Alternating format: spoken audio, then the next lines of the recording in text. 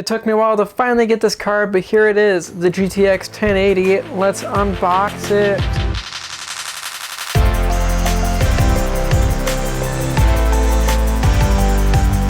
By the way, got Mevy up here in the on my bed. He's taking a little cat nap. Look at him, he's so pretty. So let's unbox the GTX 1080. Got announced maybe like a month ago or so. It's pretty revolutionary from what all I've seen. I'm pretty excited to check it out myself. So if you guys don't know anything about this is the EVGA model, but really, honestly, just ignore that because it really doesn't matter because it's the Founders Edition, which is like the first ones getting released are the Founders Editions. If you don't really know what that means, it's kind of just a fancy word for the reference design cooler on the card. And that's basically whatever cooler that NVIDIA or AMD kind of designs for the card. So NVIDIA in this case, it kind of looks like the older coolers, but has more triangles and blah, blah, blah. Who cares? So it has 8 gigabytes GDDR5X memory, which means just the bandwidth is higher on the memory. And beyond that, it supports like a bunch of like VR related stuff, DirectX 12. Crap.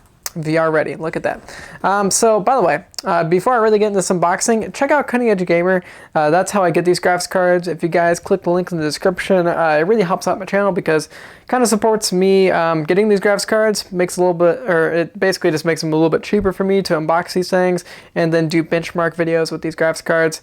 But Cutting Edge Gamer honestly is a pretty good service. I've been with them for God, like 3 or 4 years now, and it's actually pretty freaking cool. Basically, you lease graphics cards, so you pay monthly for them, and then at the end of your lease, you can actually buy it unlike other leasing programs, so you don't just throw away a bunch of money. I mean, honestly, you do spend more money and like actually to get the card in the outrun, but it is kind of nice spreading out the payments if you don't have like $700 for like the GTX 1080, for example. So if you guys want to check out Cutting Edge Gamer, they're pretty sweet. You can upgrade whenever you want. If your graphics card breaks, they'll get you a new one right away. And there's a bunch of other benefits to it as well. So check out Cutting Edge Gamer, link in the description. But beyond that, let's get into this unboxing video. So we might as well check out the power requirements right off the bat first. So here we go. You need a 500 watt power supply or better, which is actually pretty awesome. This is essentially like a pretty much flagship graphics card. 500 watts is very, very minimal for a flagship graphics card. And of course you need a PCI Express slot, and you need just one 8-pin, and it looks like this thing might come in with an adapter that allows you to do 2 6-pins on your power supply. So pretty cool stuff. And then you need Windows, which is pretty freaking obvious. The back really has a lot of like small type bull crap on here.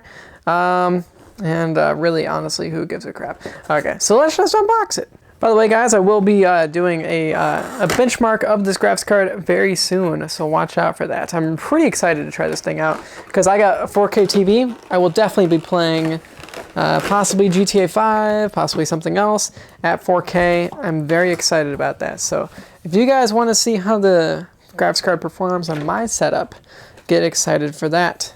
So here we got some blah, blah, blah. Okay. Ooh, an SLI bridge. Oh yeah, by the way, this thing only supports 2-way SLI. I think NVIDIA is kind of going back and forth about this, but like you need like a new SLI bridge to really take advantage of it, and you can't really do 3 or 4-way. So if you were really interested about that, then that sucks for you. And then you get some stickers. Oh yeah, and an EVGA badge. So that's cool. Nice. And then you get the poster, which, oh god, is it the same one? Let's find out. I don't think it's the same anymore. Arm yourself. Okay, EVGA. Cool. I folded it improperly back. I'm sorry. Okay. Here we got some adapters. So I don't really want to take it out of the packaging, but here we go. It's an 8-pin on this end, if my camera will focus on it, and then 2 6-pins on this end. So yeah, it does come with an adapter if you guys want that. That is very nice of EVGA to give, and like EVGA always does with their adapters, like it's very nice sleeving on here, which is very cool. Very good black sleeving. So good job, EVGA. It's nice to get that. And then, whoa, it comes with a graphics card too? That's crazy. So yeah, here we go. Let's check it out. Okay guys, I'm holding the EVGA GTX 1080 right now. So looks pretty cool, I suppose. I guess the GTX 1080 part is black. Is it silver? Actually, it's silver. Look at that. Oh snap, that's the craziest part about this graphics card. I'll tell you what.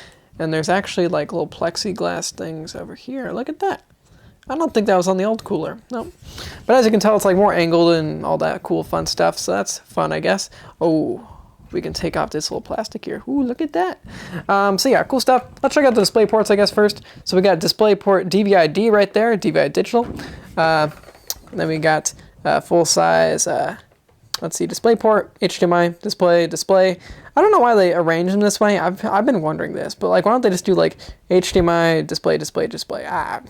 I mean, I guess maybe it would fit better. I don't know. So that's cool, I guess. It's nice to have all that. This is HDMI 2.0, by the way, and these are DisplayPort 1.3, I believe.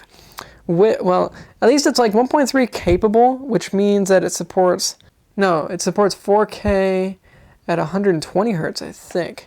So yeah, I mean, regardless, it's pretty damn crazy stuff. So yeah, cool stuff. Plenty of triangles here. NVIDIA just loves their triangles this go around, and they are really going crazy about those triangles. So yeah, and then we got that basic cooler and everything. Got the spinning thing right there. So yeah, basically, you know, the thing about the reference cards is it sucks air right here, and then it'll blow it through the card and all that cool stuff. There's like a vapor chamber under there where it takes out the heat, and then a bunch of fins, and spits it out the case. So that's nice. If you guys have like a compact case, it kind of works better in that situation. But I will say I've seen some stuff about this card throttling, so maybe I'll talk about that in my benchmark. If you guys are interested about that, look out for that. By the way, I like all the protectors on here. I like the protector on here, and that's always very nice. There's that single 8-pin, which has come into some issues. I know some reviewers, such as like Jay's 2 Cents, I believe he found out that like the card is throttling from temperatures, but it's also throttling from power. So possibly this 8-pin doesn't deliver the card enough power if you're overclocking it. So that's something to be kind of worrious about. But regardless, that's kind of cool. That's only one connector. Kind of eases up cable management a little bit. Yeah, pretty cool stuff. So hopefully that isn't too bad on my situation. I'll be talking about that in my benchmark of it. So here's the back of the card. So yeah, cool stuff. It's like 2 pieces to the back plate. I don't really know why they did that, but that is how it is. Got the SLI fingers right here. NVIDIA is still doing SLI. I feel like, you know, Radeon just does it straight to the PCI Express slot now. I don't know why NVIDIA still does the SLI fingers, since there's technology to just remove that altogether and make things more simple, but of course NVIDIA wants to do things difficult. So yeah, pretty nice stuff. Nice to have a back plate. A lot of times on the reference cards there weren't back plates, so that is pretty nice to have it. It's not flashy at all, just some random lines. Shows you the serial number of the card, so that's important, I guess. But beyond that, nothing really too crazy to talk about. I know Jay's 2 Cents made a video on tearing apart this card, and he said these screws are super tiny, which is true. And that's really all I have to show about this graphics card. I mean, it looks cool. It still looks pretty similar to the old design cooler too, but I don't know, it's pretty cool. We'll check it out, see if it thermal throttles, see if it power throttles in my benchmark video. So if you're excited about that, let me know by liking this video, and subscribe to the channel if you want to see it whenever it comes out. But beyond that, you guys have a crazy motherfucking day. Check out Cutting Edge Gamer, by the way, if you haven't already. It actually does support my channel. And I'll see you crazy motherfuckers later. Peace out.